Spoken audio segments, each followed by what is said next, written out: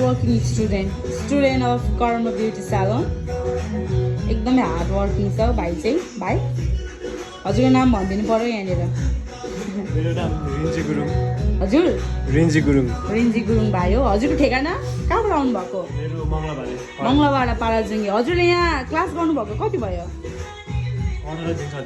हजुर 18 दिन छ 18 गरी दिनुभयो हजुरले यो 18 दिनमा चाहिँ के गेन गर्नुभयो कस्तो लाग्यो तपाईँलाई यहाँको क्लास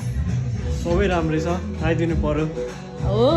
हजुरले कतिको इम्प्रुभ गरिराख्नु भएको छ निकै नै निकै नै उहाँलाई चाहिँ अहिले टिचर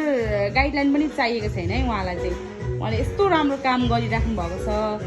यता हाम्रो कस्टमरलाई पनि सोधौँ न त उहाँले कस्तो काटिराख्नु भएको छ त हेलो दाजु सेवारो तपाईँलाई भाइले आफै मोडल लिएर आउनुभएको हुन त तर तपाईँलाई कस्तो लागिरहेछ भाइको कटिङ कस्तो भइरहेछ त राम्रै काटिरहेछ ठिकै काट्दैछ अहिलेसम्म उसले गाइड पनि चाहिएको छैन आज हाम्रो टिचरको एब्सेन्ट हो टिचर चाहिँ तर पनि भाइले आफै राम्रो काटिराख्नु भएको छ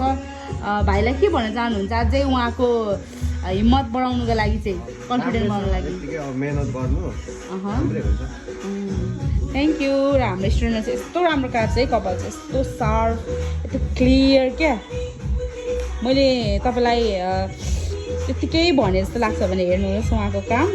यो उहाँ आफैले गर्नुभएको हो केही गरेको छैन हामीले उहाँ आफै गरिराख्नु भएको छ